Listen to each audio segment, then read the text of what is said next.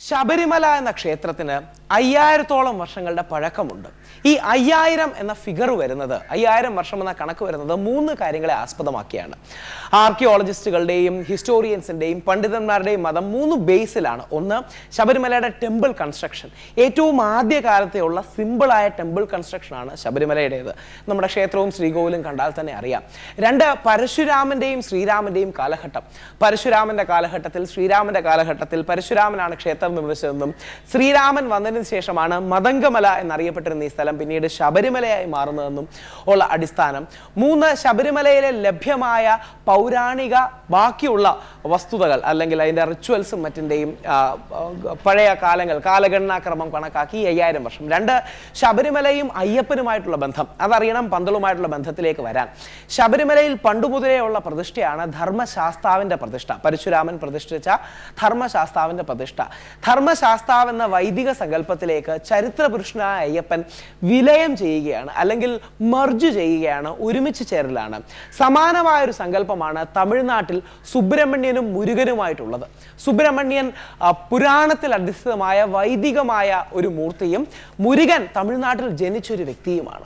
അപ്പോൾ ചരിത്രവും പുരാണവും കൂടി ഇടകലർന്ന വൈദിക സങ്കല്പങ്ങളും ചരിത്ര പുരുഷന്മാരെയും മെർജ് ചെയ്യുന്ന ഒരു സങ്കല്പമാണ് നമുക്കിവിടെ കാണാൻ കഴിയുന്നത്. പലപ്പോഴും ഇതിൻ്റെ ഏറ്റവും വിഷമകരമായ റിഗ്രറ്റബിളായ അവസ്ഥ, രേഖാ മൂലമുള്ള ചരിത്രങ്ങൾ, എഴുതി വെക്കപ്പെട്ട ചരിത്രങ്ങൾ പലതുമില്ല. വായ്മൊഴിയായി ആണ് പല തലമുറകളായി വന്നത്. അതിൻ്റെ എല്ലാ നെഗറ്റീവ് ആസ്പെക്ട്സും, അതിൻ്റെ എല്ലാ ഡിസഡ്വാൻറ്റേജസും, അതിൻ്റെ എല്ലാ തിക്ത ഫലങ്ങളും ഇന്നും ചരിത്രത്തിലും പുരാണത്തിനും മേൽ കരിനിഴലായി കിടക്കുന്നു. പക്ഷേ നമുക്ക് അവിതർക്കിതമായി ശബരിമല ശാസ്താവും ചരിത്രപരമായ അയ്യപ്പൻ വ്യക്തികൾ രണ്ടാണെന്നും, 2, അയ്യപ്പൻ എന്ന വാക്കിൻ്റെ തന്നെ അർത്ഥം അയ്യനും അപ്പനും. പഴയ തമിഴിൽ അയ്യൻ എന്ന് പറഞ്ഞാൽ വിഷ്ണു, അപ്പൻ എന്ന് പറഞ്ഞാൽ ശിവൻ.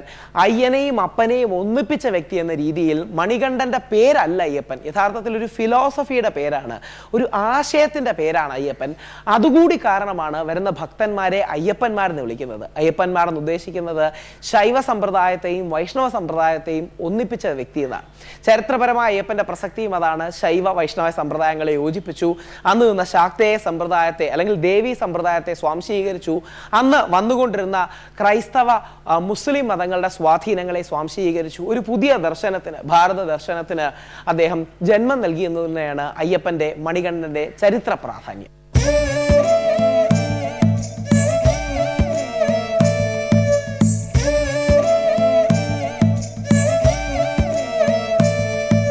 പാണ്ഡ്യദേശത്തിൽ നിന്നും പന്തളത്തേക്ക് ചേക്കേറിയ ഈ രാജവംശത്തിലാണ് അഖിലാണ്ടകോടി ബ്രഹ്മാണ്ഡ നായകനായ സ്വാമി അയ്യപ്പന്റെ ഐതിഹ്യവും കെട്ടുപിണഞ്ഞു കിടക്കുന്നത്.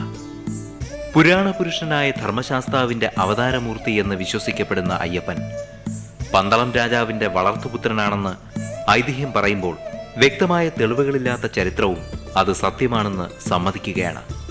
അയ്യപ്പൻ ഇന്ന് ഒരുപക്ഷെ കേരളത്തിലും ഇന്ത്യയിലും ലോകം മുഴുവൻ അറിയപ്പെടുന്ന ഒരു വ്യക്തി, ഒരു മനുഷ്യൻ ആയിട്ട് പരിഗണിക്കപ്പെടേണ്ട ആളാണ്. നാം എല്ലാവരും ഇപ്പോൾ അയ്യപ്പനെ ഈശ്വരനായിട്ട് തന്നെ വിചാരിക്കുന്നുണ്ട്. അയ്യപ്പൻ്റെ കാര്യങ്ങൾ ചരിത്ര രൂപേണ പഠിക്കണമെന്നുണ്ടെങ്കിൽ നമ്മളൊരു അടിസ്ഥാന തത്വം നമ്മൾ മനസ്സിലാക്കേണ്ടതുണ്ട്. എവിടെയെല്ലാം ചരിത്രരേഖകൾ പരാജയപ്പെടുന്നു അവിടെ ഐതിഹ്യത്തിനാണ് സ്ഥാനം. ഐതിഹ്യം എന്ന് പറഞ്ഞാൽ നമുക്ക് മനസ്സിലാക്കാവുന്നത് ജനറേഷൻസായി താഴോട്ട് പറഞ്ഞു കൊടുത്ത വന്ന കഥകൾ. ആ കഥകൾ ചരിത്രമില്ലാത്തിടത്തൊക്കെ ഇതിനു മുമ്പെല്ലാം അംഗീകരിച്ചിട്ടുള്ള കാര്യമാണ്. അപ്പോൾ ആ കാര്യം അയ്യപ്പൻ്റെ ചരിത്രത്തിൽ വളരെ പ്രാധാന്യം അറിയിക്കുന്നു. പക്ഷേ ഇങ്ങനെ പലരും പറഞ്ഞ പല കഥകളിൽ 2-3 കാര്യങ്ങൾ ഞാൻ സൂചിപ്പിക്കാം. ഒന്നാമത്, അയ്യപ്പൻ പന്തളത്ത് താമസിച്ചിരുന്നു എന്നെല്ലാ കഥകളിലും വരുന്നുണ്ട്. രണ്ടാമത്, അദ്ദേഹം രാജ്യത്തെ എല്ലാ കാര്യങ്ങളിലും ഇടപെട്ടിരുന്നു. രാജ്യഭരണത്തിൽ വളരെ തൽപരനായിട്ട് രാജാവിൻ്റെ നിർദ്ദേശങ്ങളനുസരിച്ച് ഇടപെട്ടിരുന്നു. എല്ലാ കഥകളിലും പറയുന്നുണ്ട് കാട്ടിലേക്ക് പോയി. അതിന് പല കഥകൾ പറയുന്നുണ്ട്. പുലിയെ കൊണ്ടുവന്നു, അതിനുശേഷം വളരെ നാടകീയമായ രംഗങ്ങളെല്ലാം കഴിഞ്ഞ് അയ്യപ്പൻ രാജാവിന് വളരെ വ്യക്തമായ നിർദ്ദേശങ്ങൾ നൽകി. അതിനുശേഷം കാട്ടിലേക്ക് പോയി. കാട്ടിൽ ശബരിമലയിൽ അവിടുത്തെ വിഗ്രഹത്തിൽ ലയിച്ചു എന്നാണ് ഇപ്പോൾ നാം വിശ്വസിക്കുന്നത്.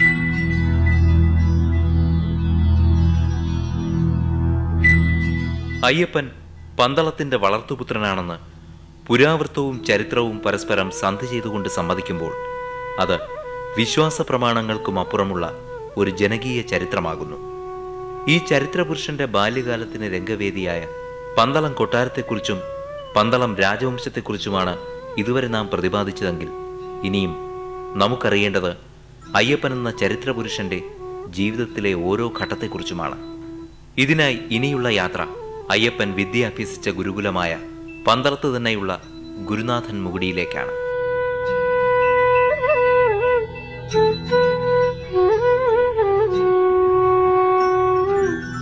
അയ്യപ്പൻ പന്തളത്ത് ബാല്യകാലം ചെലവിട്ടതിന് ശേഷം ആദ്യമായി പഠനത്തിന് വരുന്നത്, വിദ്യാഭ്യാസത്തിന് വരുന്നത് ഈ പവിത്രമായ സ്ഥലത്തേക്കാണ്.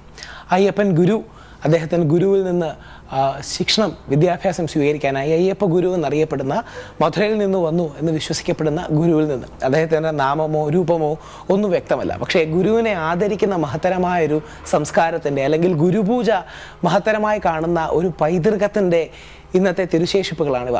നമ്മൾ എത്തി നിൽക്കുന്നത് ഗുരുനാഥൻ മുകടി ശ്രീ അയ്യപ്പ ഗുരു ക്ഷേത്രത്തിലാണ്.